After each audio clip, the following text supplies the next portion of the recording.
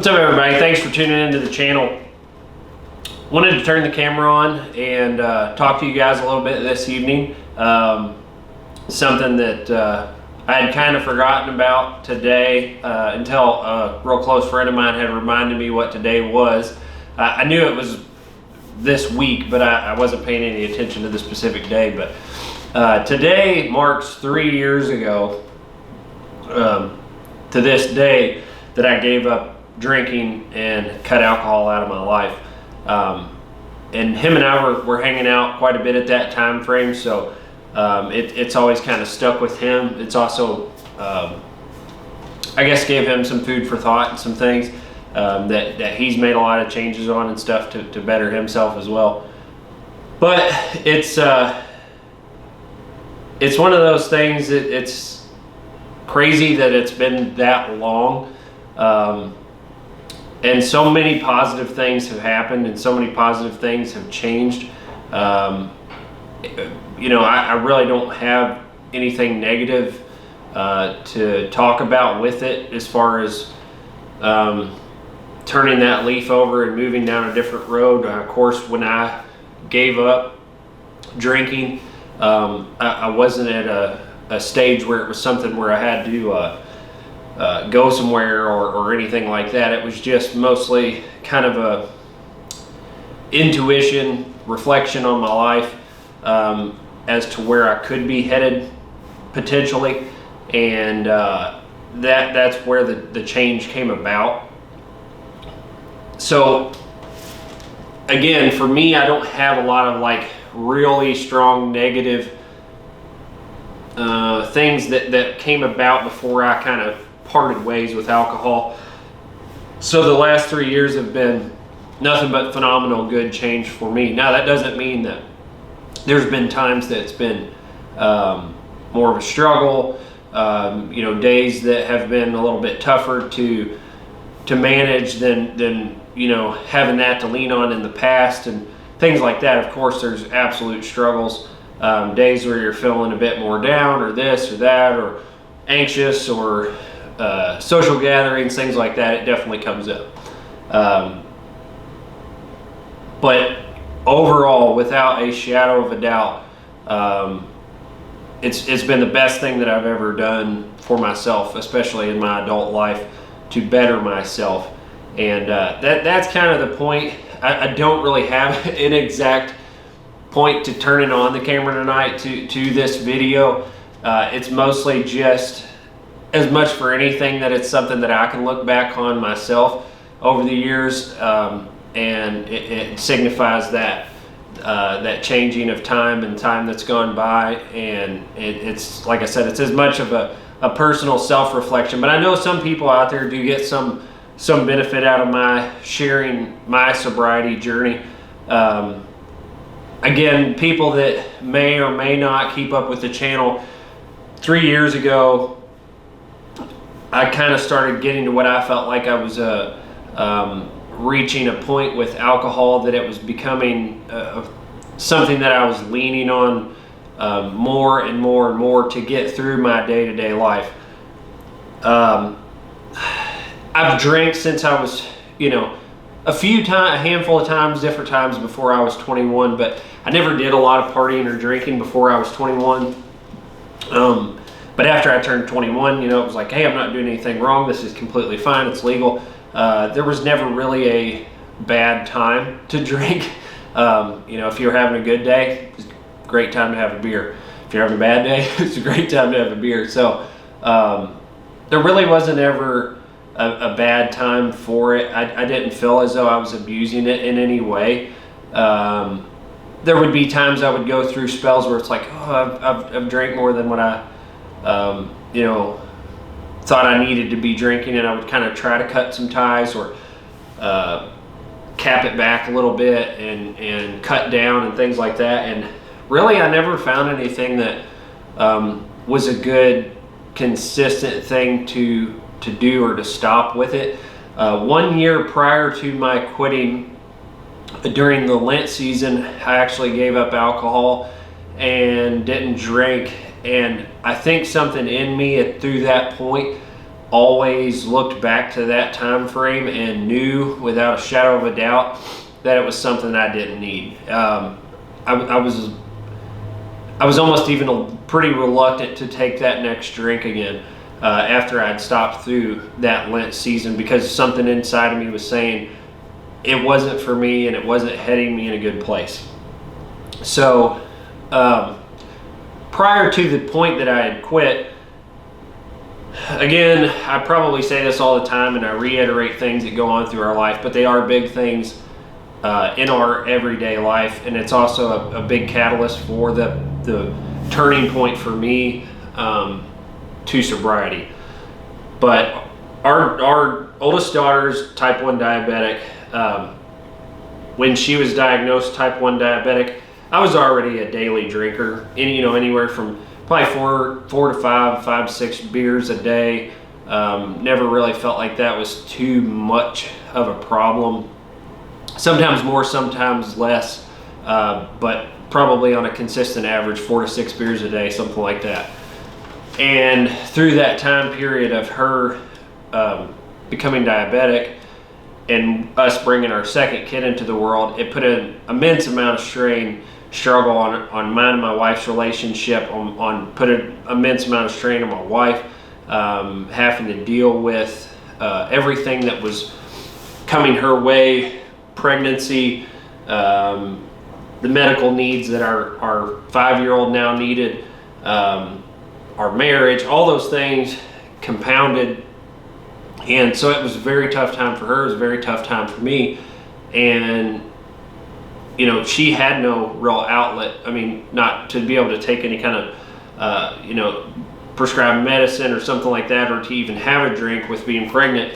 I did have somewhat of an outlet, and my outlet was having a drink. And so I felt like that was kind of the edge or time that I more definitely started using it as what I felt like was a coping mechanism to get through that time period.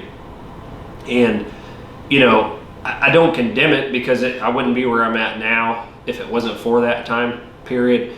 And it also gave me the strength to say, okay, enough's enough, and I'm moving forward in a different direction. So it's I don't think that the mindset that I have now, absolutely I could have made it through that time period without the alcohol, but then it did kind of help me to go through that time period. But it also helped bring me to a point of deciding to take the path I'm on now.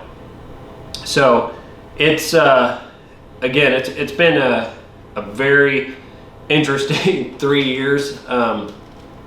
It just, like I said, it was getting to a point to where my average was probably 4 to 6 drinks a day, something like that, up until the point where I actually quit. The times that silly things were happening, or I was getting too intoxicated, I would do something out of character of myself, was getting much more frequent, up until the point that I decided to walk away from it. But that was what started to scare me. That's what started to bother me, that I was potentially maybe losing some control over it, and that I didn't want to get to a point where I didn't have full control over myself to not have a drink. So I kind of, like I said, I guess it's an awareness. I mean, I don't know what exactly you want to call it, but that's pretty much the point that I came to. It was like I said, it was this day 3 years ago. I remember the day exactly. My grandfather, who's since passed, had came into town, or not into town. I mean, he lived about an hour away, and he was back for the day. I hadn't had a whole lot to eat that day. I wound up having I think 2 or 3 drinks, and I'd made them fairly stiff. For whatever reason, I don't know why I particularly wanted to kind of catch a buzz, I guess, that day. But I remember going back to the house. It was a fall day. Might have been the playoffs, I believe. So it was this a winter day is what I meant to say, but I believe it was the playoffs. I had turned on football or something like that, and I wound up falling asleep in the bed fairly early, which was probably more from passed out or whatever you want to say from having a couple of drinks.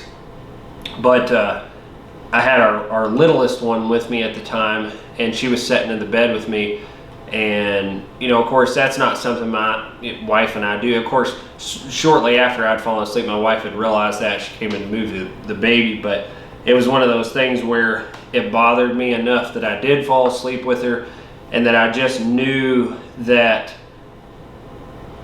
that's not what the road that I wanted to lead for my kids. That's not the road I wanted for myself. And then I knew it was getting to a turning point for me that just, I'd fallen asleep early in the day. My wife had to take care of the kids for the rest of the afternoon. And I remember her coming to bed, and that was when I'd woken up. Like I said, it was late afternoon or something when I went to sleep. And when she had came to bed, it was probably 10 o'clock. And I remember just thinking, I could tell she was upset, and I thought,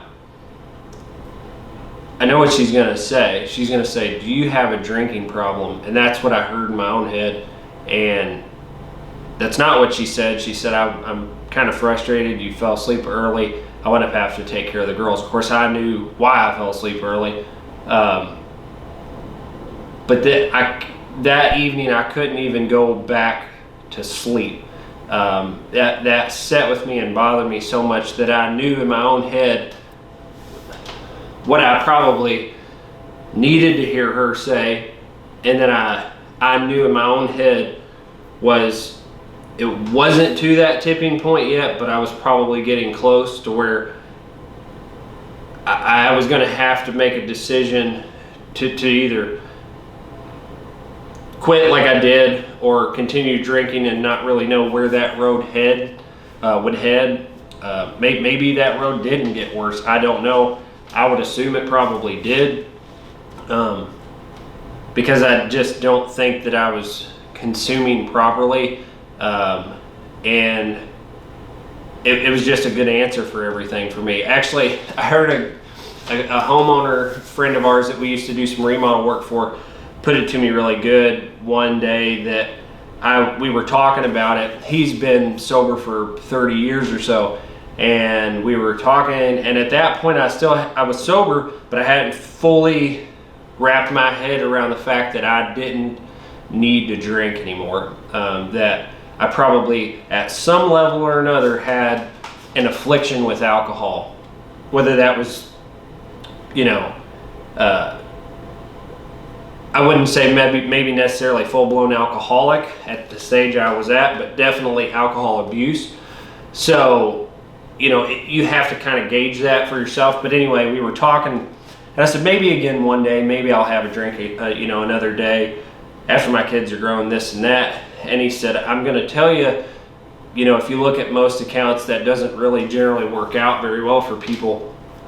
But he said, part of me thinks that is the drinker in you not wanting to fully give it up in your head. And, of course, knowing you is probably right. He said to me, I'll never forget it. He goes, so you think you might drink again one day? And I said, well, I don't know, maybe. And he said, yeah, because it worked out so good for you the first time you had to quit, right? And I didn't have anything to say. And I just remember that kind of sitting with me, that he was 100% right, that no road with me and alcohol probably was going to lead down any kind of a good one. And even if it didn't necessarily lead to marital problems or parenting problems or something like that, I never had any problems in those areas. I probably could have gotten stopped in my past, absolutely. I didn't, of course, but it would have at least still hindered my health and other things like that, and probably deteriorated my relationship with my wife. So I don't really know. I don't really know. I didn't want to find out, basically, is the long and short of it. It's healthy. I think, just like I said, this is as much for me to look back on as anything. I think it's healthy to reflect on for myself, to realize where I came from, why I quit. My story is completely different from everybody else's story. That's just the day that I decided enough was enough and that I had quit, and it had bothered me to a point that I was willing to choose a different path. Some people's is drastically much different from my story. But like I said, the channels helped me. I feel like I can be who I am. The transparency here, that I'm not afraid, I'm not scared to share that information with somebody else. I don't care what they think. If this isn't, you know, I don't know how I want to word it. If this isn't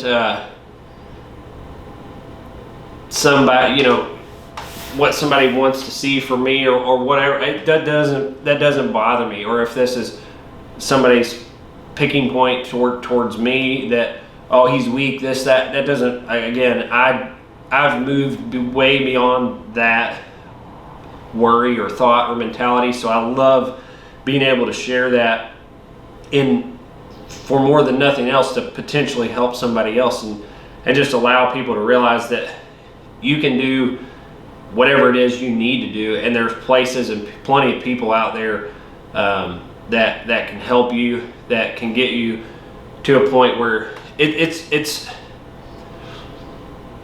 I think it's about drastically changing what your life looks like so that you can lead a different life the way you want it to be. That might not be the best way to put it, but I actually heard a short video recently that was talking about, it was something about entrepreneurship, and a guy was working, and they were talking about the quickest way, I'm trying to think how it was worded. It was something about dogs and dog behavior, and the quickest way to break a dog of bad behavior is to put it with dogs that you want it to act like. And by the herd, it will eventually break that bad behavior of the other dog. And the guy went on to say, you know, humans are very similar. If you want someone to excel and to, you know, drastically change the outlook of their life, well, I wouldn't suggest continuing to run with the same people and the same places and the same problems that's led you to the point that you're at. So whatever that looks like for you. Like I said, my life is completely different now than what it was 3 years ago. And I didn't do a lot of running or other things. I know people have completely different situations. But again, I don't have to talk about this all night. I think the people that know what I'm saying. I think the people that need to hear this will find it and hear it. I just like to share it because I feel like it's kind of my duty, and also positive for me to look back on. So again, you can do it. You can take care of whatever it is you need to take care of, whether that's with yourself, whether that's through a group, whether that's through, you know, a support group that you find, you know, it's through your church, it's through Alcoholics Anonymous, it's through whatever that is, whatever that looks like. But you do have the ability. There's other people out here doing it. I'm doing it. I know of quite a few other people that are doing it, and life is awesome on the other side, I think. And it's scary. It's absolutely scary to take something away and you think, I'm never going to have fun again. I'm never going to fit in socially again. I'm never, you know, because I think a lot of alcoholics we associate it as fun. You know, it's oh, this is a good time. And once you realize that you don't have to do that to have a good time, and you can have a good time, like there was a period in time that we all grew up, you know, that we weren't doing things and we were having a blast. Just purely on our own wants and interests and things that we enjoy to do. And that was for me a big thought that I always went back to, was like, there was a period of time where I didn't need this to go out, to socialize, to have a good time, to have fun, to laugh with friends, to talk to people, to do all those things. I was completely capable of doing that. I feel like alcohol can trick you to some level to think, I can't have fun, I can't talk to people, I can't be social, I can't do all these things without it. And it's just a lie that's in your own head. And once you break through those things, you realize not only can you do them, I believe you're better at them. And you're 100% who you really are. So don't let anybody, don't let your own self tell you you can't do it. You absolutely can. And it just takes turning that page, getting off that merry-go-round and doing the same thing over and expecting different results. So I'll cut the video off there. Just know that we're thinking about you. We're praying for you. We hope that anybody out there that, you know, is struggling with that gets the help that they need. Like I said, just know that there's other people like myself out here living a sober lifestyle too. And I have, you know, damn fun doing it. So I'm glad I did it. I hope I can look back on this one day, or my kids can look back on this one day, and, you know, we'll get a kick out of it, or laugh or whatever, or cry, I don't know, whatever. But again, we are thinking about you. We are praying for you. You know, you can do it. And we appreciate you hanging out with us, and I appreciate everything that everybody's done for me that's helped me to get to the point that I'm at. I know there's been plenty of people that have responded on the other videos that I've made where I talk about this. I hope those videos help you all. And I appreciate any and all support that everybody, friends, family, the channel, whoever that is, has given me over the last 3 years. But I do fully believe that through consistent prayer at church and asking many times if this was something that I needed to make a drastic change in my life, I was finally able to get the answer I needed to change that course of action. And I definitely feel like that was part of God's will in my life, was to take a different path and take a different road. So through you know, I heard somebody put it really good the other day, and it was on a short video, and they were talking about, it was a pastor talking about a young man who smoked marijuana, asking a pastor if he could come to church and still be with Jesus. He said, but I smoke marijuana, I think he said pot, and the pastor said, so? And he goes, well, you're older, I don't think you understand what I'm saying. I smoke marijuana. And he said, so? Doesn't matter. And then the guy like pulls it out, and he's like, this is what I'm talking about, you know, it's this, I smoke this. And he said, doesn't matter. And the guy was like, wait a second. He's like, this doesn't make any sense. He said, I don't understand. He said, absolutely you don't understand. He said, do you get cleaned up before you go get in the shower? And he said, no, you get in the shower and then you get clean. And he said, absolutely, that's exactly how being with Jesus is. You don't get cleaned up and then come to Jesus. You come to Jesus, and Jesus and you help clean yourself up. So that really stood with me, because I definitely feel like that is how it is.